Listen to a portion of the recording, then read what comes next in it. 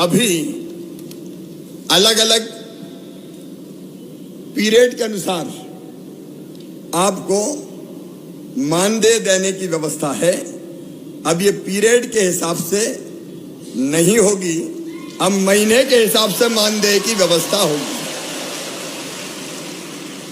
और मानदेय भी जो हम तय कर रहे हैं, वर्तमान जो होता है अतिथि शिक्षक वर्ग 1 9,000, इसके स्थान पे 18,000 रुपया दिया जाएगा। अतिथि शिक्षक वर्ग 2 7,000, उसकी जगह 14,000, और 3 को 5,000 की बजाय 10,000 रुपया ये मानदेय किया जाएगा। और अभी शायद हर महीने करते हैं अनुबंध, क्या करते हैं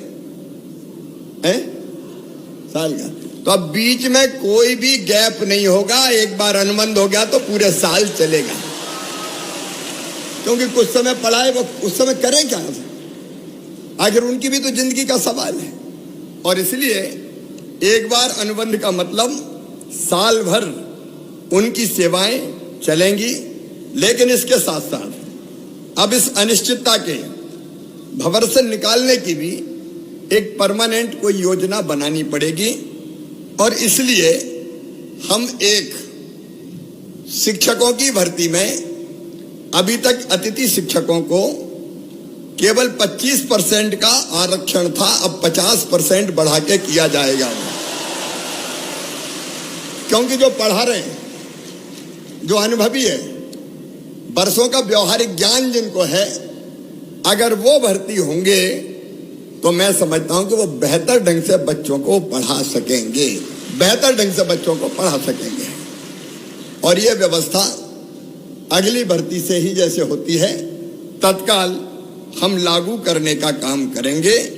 और अतिथि शिक्षकों को उच्च शिक्षा विभाग के अनुसार प्रतिवर्ष 4 और अधिकतम 20 अंक बोनस के रूप में ये प्रदान किए जाएंगे, ताकि अधिकतम उनका चयन हो सके, उनका सिलेक्शन हो सके।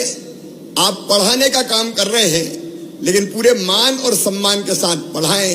एक मैं ये भी तय कर दूंगा कि जैसे नियमित पढ़ाने वालों को वेतन मिलता है, अब चूंकि वेतन तय हो गया है, मानदेय तय हो गया है, इसलिए निश्चित महीने की 1 तारीख, 1 या 2 3 4 जो भी होती है, उसमें सबको मानदेय मिल जाए, भटकना ना पड़े, परेशान ना होना पड़े, ताकि इनके घर की गाड़ी भी चल सके, परिवार को भी ये ढंग से देखने का काम कर सके।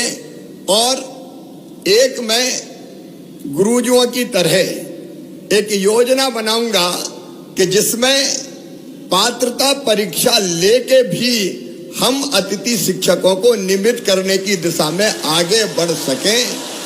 जब गुरुजी के लिए किया है तो उनके लिए भी हम सोच सकते हैं।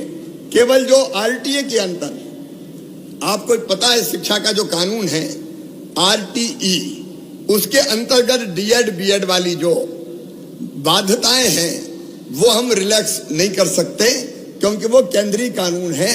लेकिन उसको छोड़ के मेरी इच्छा है कि तुम सब नियमित हो जाओ, ढंग से पढ़ाओ, बच्चों को भी ठीक से पढ़ाओ, और बच्चों के साथ साथ अपने परिवार का भी आप ध्यान रख